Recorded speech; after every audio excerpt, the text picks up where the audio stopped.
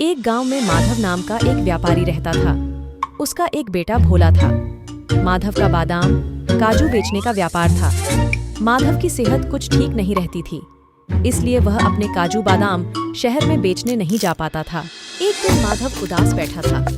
भोला बाहर खेलकर घर आया तो उसने अपने पिता से पूछा, क्या बात है बापू, तुम क्यों उदास बैठे हो? क्या बताऊं बेट, ये बादाम और काजू लेकर शहर जाना चाहता हूँ, लेकिन बीमारी के कारण इतना कमजोर हो गया हूँ कि हिम्मत ही नहीं है कहीं जाने की। तो क्या हुआ बापू, मुझे बताओ, मैं इन्हें शहर बेच कर आता हूँ। नहीं बेटा, तू अभी बहुत छोटा है और शहर में बहुत से ठग घूमते रहते हैं। तेरे जैसे बच्चे को देखेंगे तो वह सारा माल और पैसा लूट लेंगे। बापू, मेरा केवल नाम भोला है, आप एक बार आजमा कर तो देखो।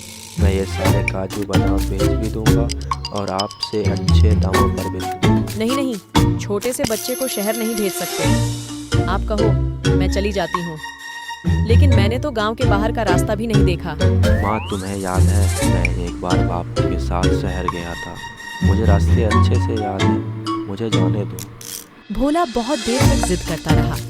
आखिर माधव उसे शहर भेजने के लिए तैयार हो गया। बेटा, शहर जा तो रहा है, लेकिन मेरी 3 बातें याद रखना, तुझे कोई लूट नहीं सकेगा। पहली बात, अपनी माँ से 4 रोटी ले जाना।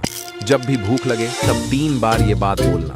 उसके बाद खाना वह बात है, 1 खाऊं, 2 खाऊं, 3 खाऊं या चारों को खा जाऊं। दूसरी बात, जब तू रात को किसी धर्मशाला में विश्राम करने के लिए रुके तो जो भी कमरा ले उसकी सांकल, कुंडी अंदर से लगाकर देख लेना। अगर सांकल ठीक से न लगे तो अगली धर्मशाला में चले जाना। तीसरी बात है, जब भी किसी दुकान पर काजू बादाम दिखाए और वो कीमत कम करने को बोले तो ऐसे बोलियो, बापू से पूछ कर आता हूं, यह कहकर वहां से चल दियो। अगर दुकानदार रोके तो ठीक, नहीं तो दूसरी दुकान पर चले जाना। भोला ने सारी बातें ध्यान से सुनी और 4 रोटी और 1 प्याज लेकर एक पोटली में मेवा भरकर शहर पहुंच जाता है। शहर पहुंचते पहुंचते उसे शाम हो जाती है। तभी उसके पीछे 4 बदमाश लग जाते हैं। भोला इस सब से बेखबर एक अंधेरी गली से जाने लगता है। यह मौका अच्छा है, इसे इस गली में पकड़कर लूट लेते हैं, जरूर इसकी पोटली में कीमती सामान होगा। तीनों उसकी हाँ में हाँ मिलाते हैं। वे धीरे धीरे भोला की ओर बढ़ने लगते हैं। इधर भोला को भूख लगती है, वह एक जगह बैठ जाता है और खाने की पोटली खोल लेता है।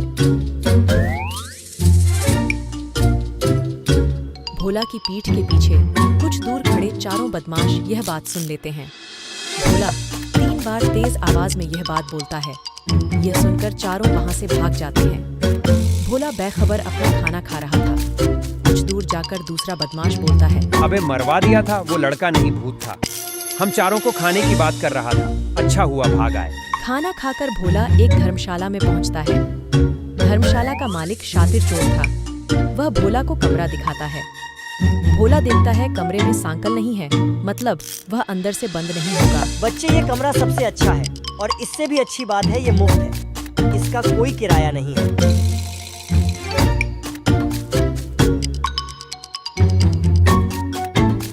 धर्मशाला का मालिक समझ जाता है कि यह बच्चा समझ गया कि रात को सोने के बाद कोई भी इसका माल चुरा लेगा। वह कहता है, आगे बहुत सी धर्मशाला है, बहुत महंगी है, यहाँ मुफ्त में मिल रही है तो नखरे कर रहा है, चल भाग यहाँ से। भोला आगे एक धर्मशाला में कमरे की सांकल बंद करके देख लेता है और कमरा लेकर चैन से सो जाता है।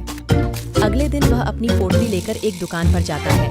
तुम्हारे काजू बादाम अच्छे नहीं हैं, जितने पैसे तुम मांग रहे हो मैं तो उसके आधे दूंगा।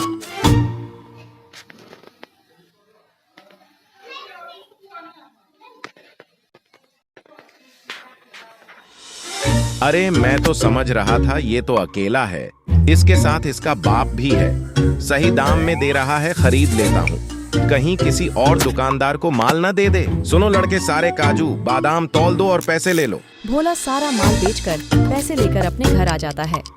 शिक्षा, बड़ों की सीख को बिना कारण पूछे मान लेना चाहिए।